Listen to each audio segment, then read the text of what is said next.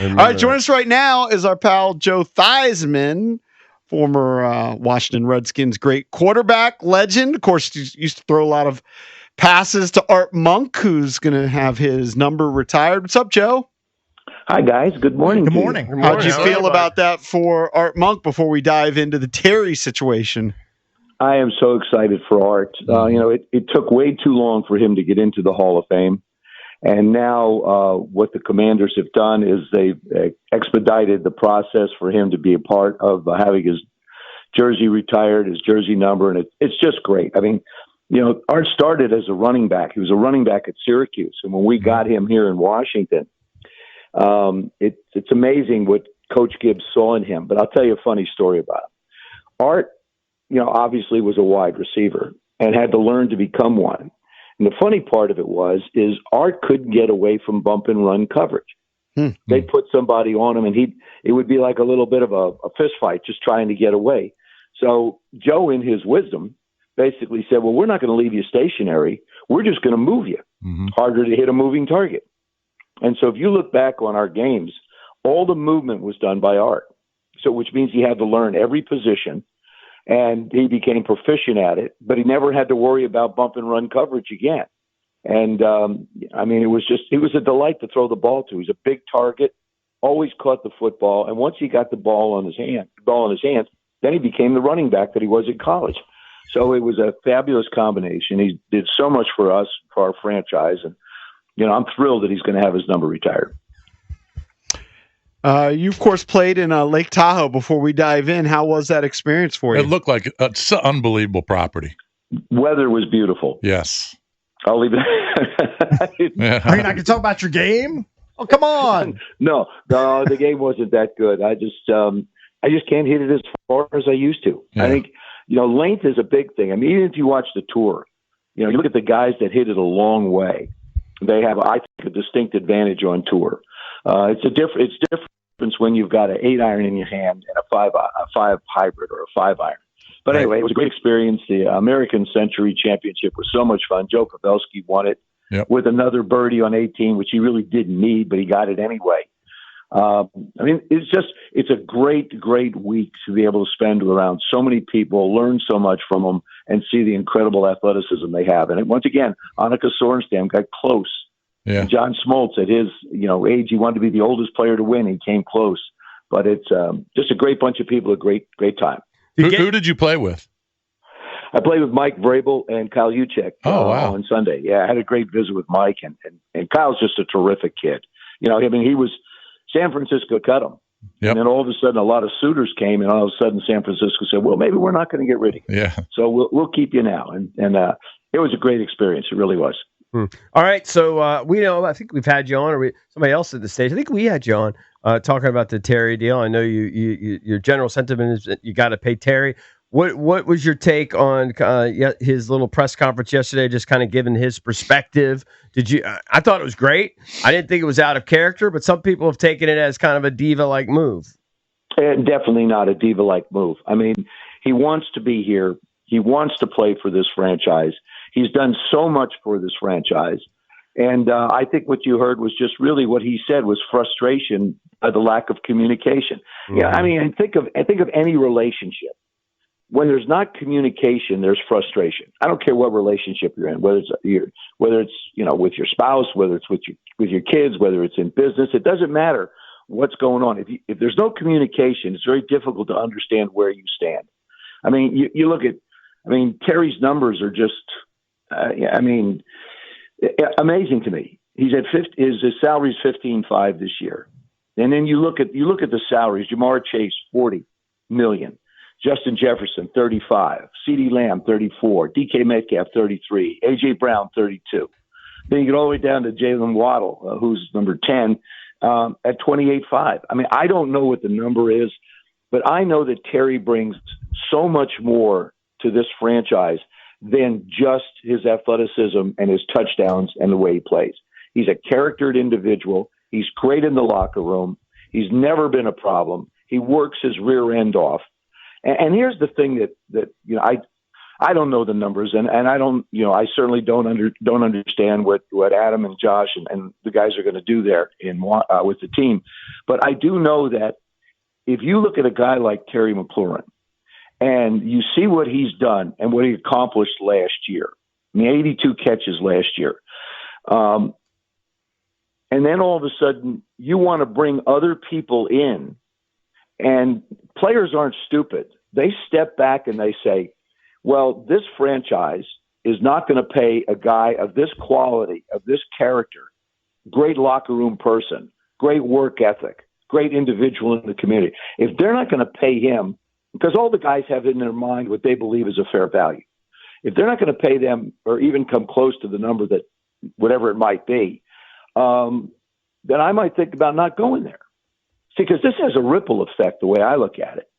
It affects other players that you might want to bring in. And this is the other thing too, is there's so many positive things that are happening with this franchise, from a new stadium to a new facility, to basically the way it's being built, to the players that have been brought in, to what they're building in such a wonderful way. This becomes one of those question marks where you say, why? I don't understand why.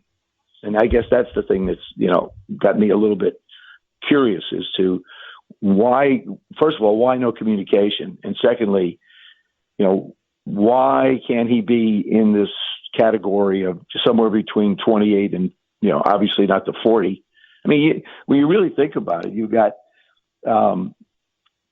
T. Higgins at 28 and Jamar Chase at 40. They're both Cincinnati Bengals. You got $70 million tied up in wide receivers. Joe, you touched on the lack of communication between the two parties over a month. That kind of jumped out at me. Is that common in NFL negotiations? Is that common for Adam Peters? Do you know any of that behind the scenes, why it's been so long? I do not. I don't have any, certainly Adam, I think he's done a fantastic job as our GM in bringing people in, the right kind of people, not just players, but the right kind of people, I think is what I've seen. This is why I look at Terry's situation a little different, because, you're building an environment. You're building a football team with people that, are of character. But I don't know what the number is. But yeah, I was very curious when Terry mentioned the fact that there'd been a lack of communication. We're getting towards the beginning of training camp, and it's certainly not. It's not the story that you want dominating our team as you move into preparation for the season. This season is going to be an entirely different season. You just look at the schedule. You look at the blocks of games that we have to play. I mean, you hit the middle of the season, you've got Dallas, the Chiefs, you got Seattle, you got the Lions. Then you go to Madrid. And then you look at the way the season ends with the Giants, the Eagles, the Cowboys, and again, the Eagles. There are blocks in there. And then you get the Broncos and Vikings. You're playing, probably one of the toughest schedules in football. And you really want to be focused totally on football. And, this becomes a conversational distraction. Curious, you played with the Redskins when John Riggins held out an entire season. What was that season like for you? You guys actually finished 10-6 that year. It wasn't like you were bad, but Terry's a totally different type of guy than John. But what do you remember about that? I just remembered the loss. It affected what we were able to do offensively. John was a big part of what we did offensively. He started the whole train moving, and if John ran well, we did well. Without John, we had to find other ways to try and accomplish that, and that's the big challenge. And the other thing too is when you look at Terry's skill set, look at the other receivers on the roster. Mm-hmm. Where do you go? Who becomes the horse? Yeah, well, look at the. I guess it would have to be Debo. Debo. It would be Debo if Terry's not there. Yeah. Well, but they're two entirely different players. Yeah, yeah, of course. Here's Debo's. Okay, since he came in the league, all right. 2019, 57 catches. Mm-hmm. 2020, 33. 21 was his best year at 77. Then you had 56, 60, and 51. Touchdown production. 3 in 24 was hurt. 7, 2, 6, 1, 3. You can't compare Debo to Terry. They're two entirely different players. they'll be used probably. I'm sure they'll be used differently in the system.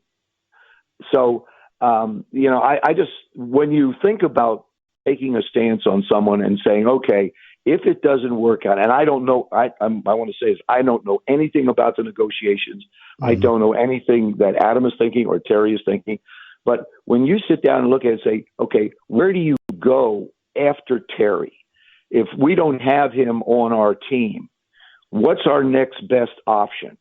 Debo, a rookie wide receiver. I mean, you Debo, but he's not a wide receiver. You're not going to play him outside all the time. You're not going to get that production from the X or Z receivers. I don't believe. By the way, I misspoke. You guys finished 6-10 the year that you were 10-6 the year before. Then he held out and he goes 6-10. I'm curious in all your years. Jack Pardee got fired because of it. Yeah, I'm curious in all your years playing, or maybe when you were commentating for ESPN.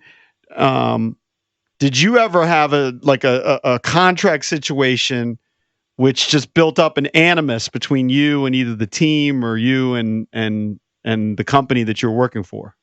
Well, when Mr. Cook owned the team, I never said, I got frustrated in the negotiations in my last contract. I did it myself, by the way. And I used to drive out to Mr. Cook's house and he would say, no, not ready. And then we'd ride around on his Tennessee Walkers and we'd visit a little bit.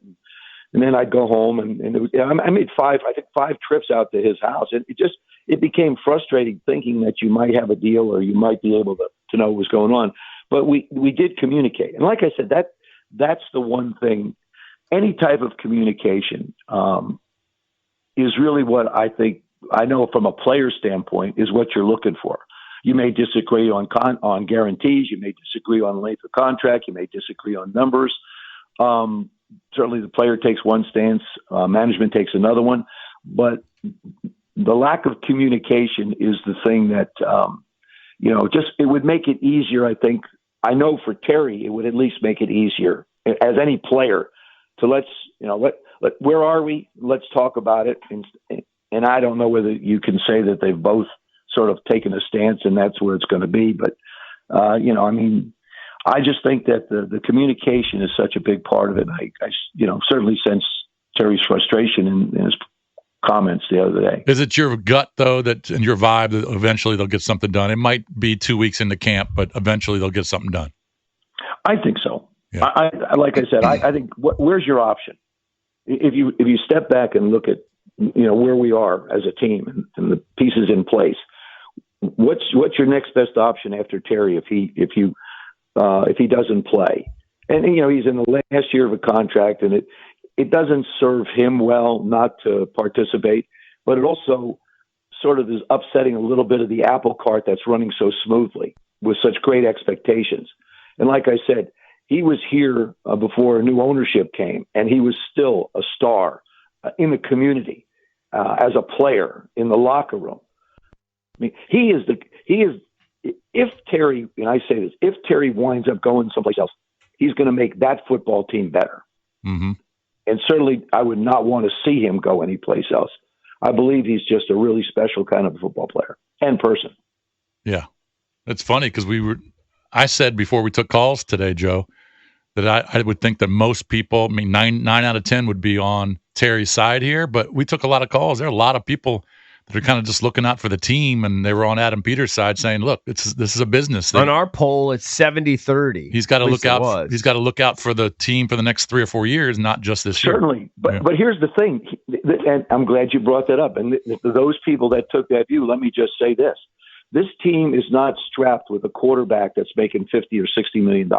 Right. So economically, if you just look at it economically, this football team should be in a pretty good position for the next 2-3 years, for sure, to be able to basically pay, different players if they need to, or bring people in at a different value, because Jaden doesn't have that big contract like you have in Dallas or in Cincinnati or so many other places, or Miami, where you're looking at 200, or Buffalo, where you're looking at $265 million. $280 million for the quarterback. So the economics from that perspective, and I understand, hey, we know it's a business. I understand that part of it. But when you look at what the franchise possibly could afford, it's different than a whole lot of other places because of Jaden's terrific play and his salary. Oh yeah. And this is the time to do it. Yep, got to cash in on that. Just wait until 2028. Hey, Joe, thanks for coming on. It's always a pleasure to have you on the show. Yes, sir. Great to visit with you guys. Love listening to you. All right. Thank you, Joe. buddy. Thank Appreciate you, it. pal. Bye-bye. Where's Joe living? In Memphis? He's got a couple No, spots. he lives. He's got he's one got in Florida and one in Memphis. He's got a house here. He has one here, too. He lives out a little west of Leesburg. Must be nice to have 3 houses. Nice. At least. Yeah. At least. Minimum of 3 houses. Yeah. I think he's got a restaurant in Destin, Florida. Okay. I might be wrong on the exact Is city. it called Theismann's, like the old Theismann's? No, it's probably rebranded, probably something different. I don't know. Yeah. Good question. Went to the place, offered 28. He had a Theismann's offered 28. Yeah, I had one or two of them. I don't know if that was considered. Did you have one out Sterling like in the or- Columbia area at one point? Maybe. I feel like there was like 25 years ago. A long Yeah. time ago. But yeah, he bounces around. Absolute stud. It's always a pleasure and actually kind of a thrill to have Joe T on. All right, so he was pro Terry. So let's see. He's pro Terry for sure. The saga continues, Cakes. All right, coming up next, it is Game Show Wednesday. We'll play Name That Holdout as we have Where the Party At tour tickets on the line. You can call in now at 800-636-1067.